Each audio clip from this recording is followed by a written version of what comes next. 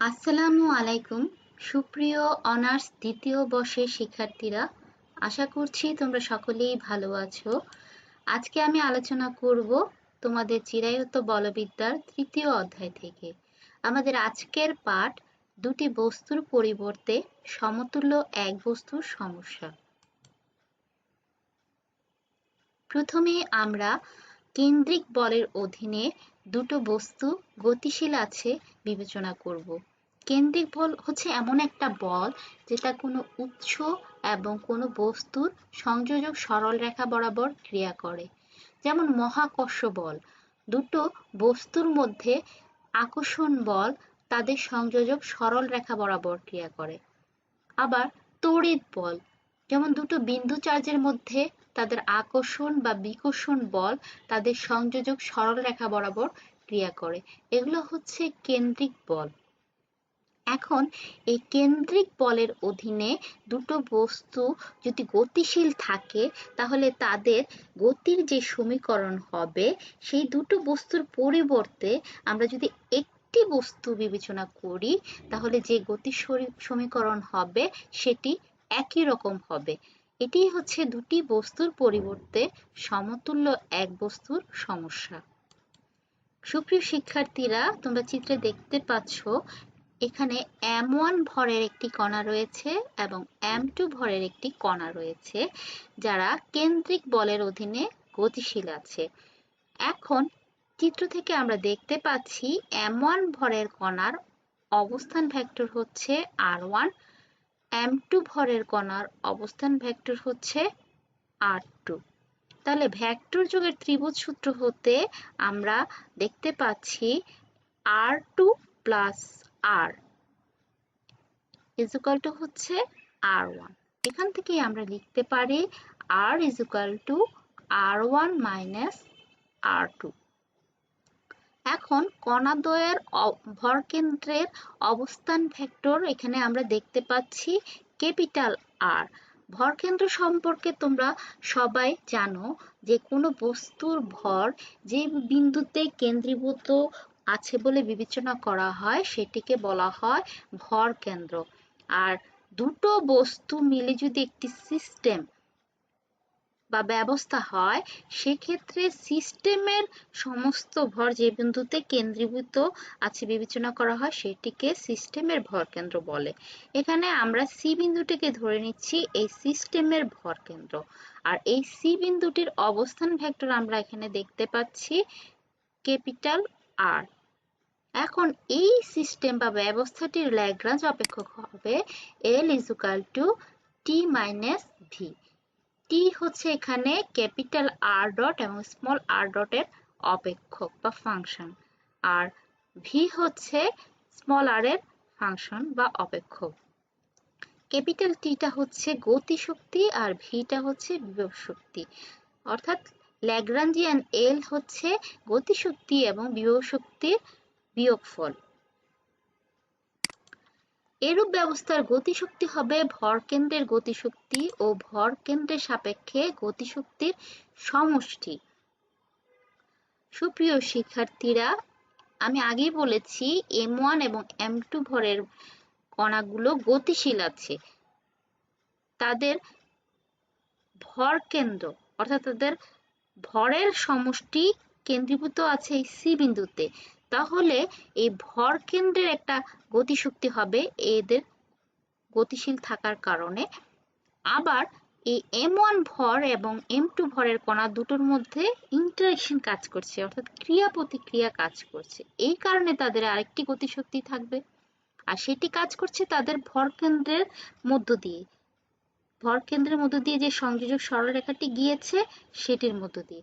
তাহলে ভরকেন্দ্রের সাপেক্ষে m1 ভরের কণাটির গতিশক্তি এবং ভরকেন্দ্রের সাপেক্ষে m2 ভরের কণাটির গতিশক্তি আমাদের এখানে যোগ করতে হবে। আমরা এখানে দেখতে পাচ্ছি গতিশক্তি সমান সমান হচ্ছে half m1 plus m2 capital R dot square. এখানে m1 প্লাস m2 হচ্ছে দুটো বিন্দু ভরের সমষ্টি, অর্থাৎ এই দুটো বিন্দু ভরের সমষ্টি কোথায় কাজ করছে? এখানে ভরকেন্দ্রে। এটা হচ্ছে ভরকেন্দ্রের টোটাল ভর। আর ভরকেন্দ্রের অবস্থান ভেক্টর আমরা চিত্র থেকে পেয়েছি ক্যাপিটাল আর। আর আমি গত ক্লাসে তোমাদেরকে বলেছিলাম যে কোনো রাশির উপরে যদি ডট হয় সেটা হচ্ছে সময়ের সাপেক্ষে ডিফারেন্সিয়েশন। তাহলে এখানে আর ডট মানে হচ্ছে ডি আর বাই ডিটি, অর্থাৎ বেগ। তাহলে হাফ এম ভি স্কয়ার, এটা কি গতিশক্তি, এটা হচ্ছে ভর কেন্দ্রের গতিশক্তি। আবার ভর কেন্দ্রের সাপেক্ষে গতিশক্তি আমাদের যোগ করতে হবে। কাদের গতিশক্তি? দুটো ভরের। ভর কেন্দ্রটা হচ্ছে এখানে, এর সাপেক্ষে m1 ভরের অবস্থান ভেক্টর হচ্ছে r1 প্রাইম। আবার ভর কেন্দ্রের সাপেক্ষে m2 ভরের বস্তু কণার অবস্থান ভেক্টর হচ্ছে r2 প্রাইম। তাহলে m1 ভরের গতিশক্তি ভর কেন্দ্রের সাপেক্ষে হবে half m1 r1 dot prime square. আবার m2 ভরের কণার গতিশক্তি ভরকেন্দ্রের সাপেক্ষে হবে half m2 r2 dot prime square.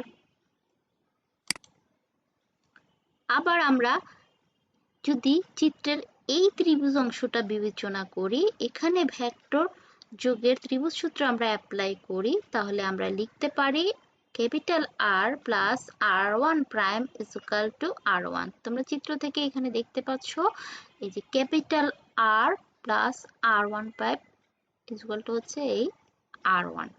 একইভাবে আমরা যদি এই ত্রিভুজটা বিবেচনা করি, এখানেও ভেক্টর যোগের ত্রিভুজ সূত্র অ্যাপ্লাই করি, তাহলে আমরা লিখতে পারি এই যে আর capital R plus r2 prime is equal to হচ্ছে r2। আবার আমরা আগে পেয়েছিলাম r is equal to r1 minus r2।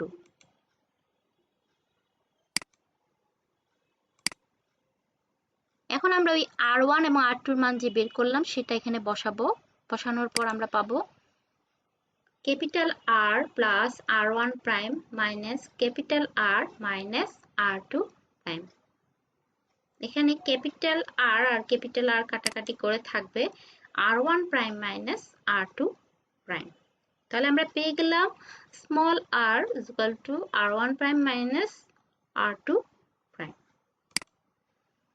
আবার আমরা জানি যে ভর ভ্রামকের সমষ্টি হচ্ছে 0। তাহলে আমরা এখানে যেহেতু দুটো ভর নিয়েছি m1 এবং m2, তাহলে আমরা লিখতে পারি m1 r1 prime plus m2 r2 prime is equal to 0। এখান থেকে আমরা পাচ্ছি, এটাকে যদি আমরা ডান পাশে নিয়ে যাই তাহলে এটা হয়ে যাবে মাইনাস, তাহলে হবে m1 r1 prime is equal two m minus m2 r2 prime. এখান থেকে আমরা পাচ্ছি r2 prime is equal two, এটা এই পাশে আসলে নিচে চলে যাবে, minus m1 divided by m2 r1 prime. আমরা এখন এই মানটি 2 নং সমীকরণে বসিয়েছি। r ইজ ইকুয়াল টু, এখানে ছিল r1 প্রাইম, এই যে r1 প্রাইম, এখানে ছিল মাইনাস r2 প্রাইম। এই মাইনাস r2 প্রাইমের জায়গায় আমরা এই মানটি বসিয়েছি, মাইনাসে মাইনাসে হয়ে গেছে প্লাস। এখান থেকে আমরা r1 প্রাইম দুটো থেকে যদি কমন নিই তাহলে লিখতে পারি m1 plus m2 divided by m2 r1 prime. সেখান থেকে আমরা পাচ্ছি r1 prime is equal to m2 divided by m1 plus m2 r। একইভাবে আমরা লিখতে পারি r2 prime is equal to minus m1 divided by m1 plus m2 r। এখন আমরা r1 এবং r2 প্রাইমের মানগুলো গতিশক্তিতে যদি বসাই তাহলে আমরা এটা লিখতে পারি t is equal to half m1 plus m2 capital R dot square plus half m1, এখানে আমরা ওই যে r1 প্রাইমের মানটা বসিয়েছি, m2 divided by m1 plus m2 r, এই মানটা আমরা এখানে বসিয়েছি। এখানে ডট হয়েছে কারণ ওই সমীকরণে ডট ছিল, plus half m2 m1 divided by m1 plus m2 r dot whole square. এখান থেকে আমরা পাচ্ছি half m1 plus m2 into capital R dot square plus half R dot square. আমরা এইটা এবং এইটার মধ্যে দেখতে পাচ্ছি হাফ কমন নেওয়া যায়, আর ডট স্কোয়ার দুটোতেই আছে কমন নেওয়া যায়। আবার এখানে এটাকে স্কোয়ার করলে m1 plus m2 whole square হবে, এখানেও আছে m1 plus m2 whole square, এখানেও আছে m1 plus m2 whole square. দুটো কমন নিয়ে আমরা নিচে লিখেছি, উপরে আছে m1 লিখেছি, m2 স্কোয়ার, m2 স্কোয়ার এখানে কমন নেওয়ার পর এখানে আছে m2 আর এখানে m1 স্কোয়ার। আবার এখান থেকে আমরা m1 m2 কমন নিব, half m1 plus m2 into capital R dot square plus half R dot square আমরা লিখলাম আগেরটাই। এখানে m1 m2 কমন নিলাম, নেওয়ার পর এখানে যেহেতু m2 বেশি আছে আর এখানে m1 বেশি আছে, তাহলে আমরা লিখব m1 plus m2 আর নিচে m1 plus m2 whole square. এখন এই m1 plus m2 এর সাথে এখানে কাটাকাটি যাবে নিচের পদের সাথে, তাহলে আমরা পাবো half m1 plus m2 capital R dot square plus half R dot square. কাটাকাটি করার পর আমরা লিখব m1 m2 divided by m1 plus m2।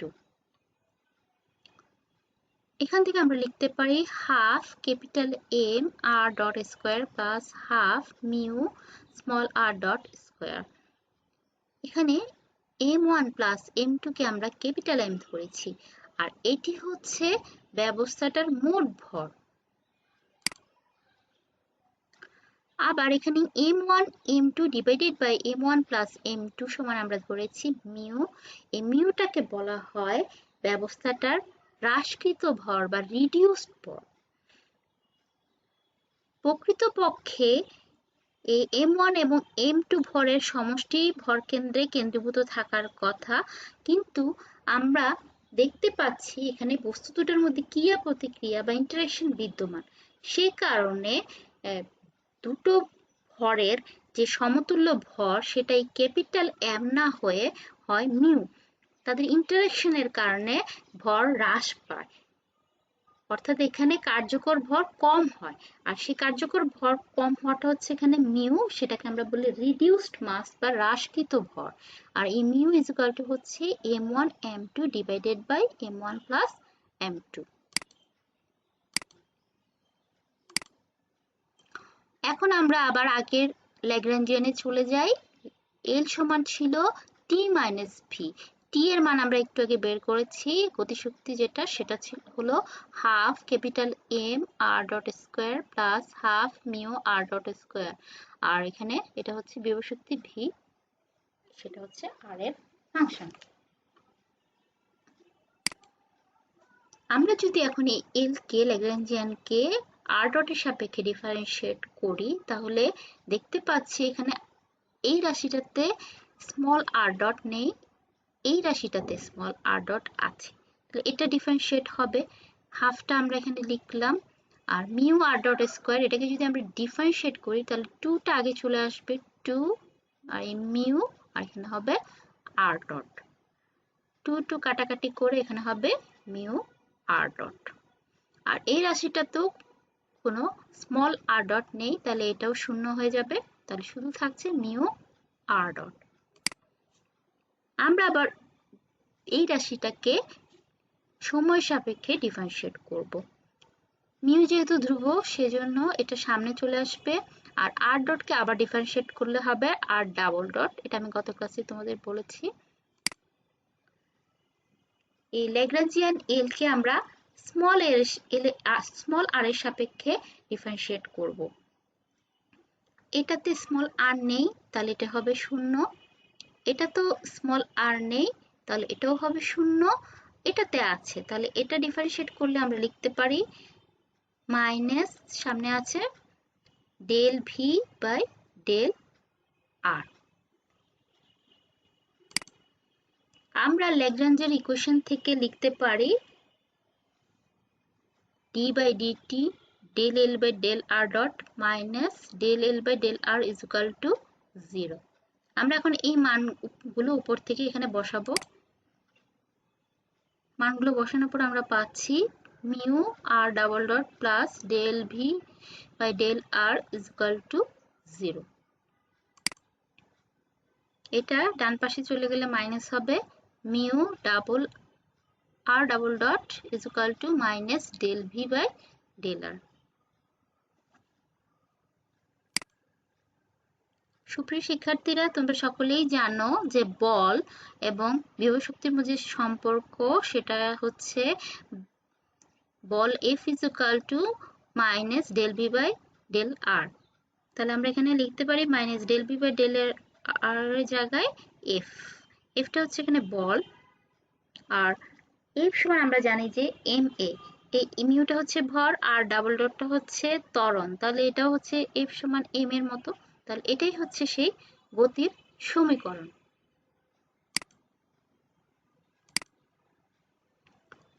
এই গতির সমীকরণে আমরা দেখছি ক্যাপিটাল আর বা আর ডট নেই, তাহলে গতির সমীকরণটা হচ্ছে ক্যাপিটাল আর বা আর ডটের নিরপেক্ষ।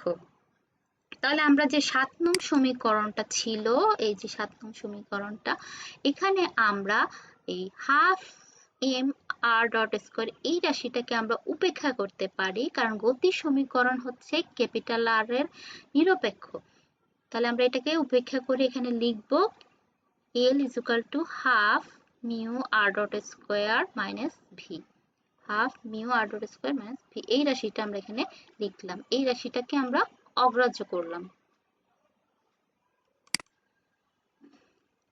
যা মিউ ভরের কোনো একটি কণার ক্ষেত্রে ল্যাগ্রাঞ্জিয়ান এল এর অনুরূপ। অর্থাৎ আমরা এখানে দেখতে পাচ্ছি যে মিউ হচ্ছে যে কোনো একটি কণার ভর, সেই কণার ভরের ক্ষেত্রে যে ল্যাগ্রাঞ্জিয়ানটা হতো এটা হচ্ছে সেটা ইকুয়েশনটা। তাহলে আমরা যে দুটো বস্তুর নিয়ে বিবেচনা করেছিলাম, সেই দুটো বস্তুকে আমরা একটি বস্তুর সমস্যায় পরিণত করেছি। Thank you.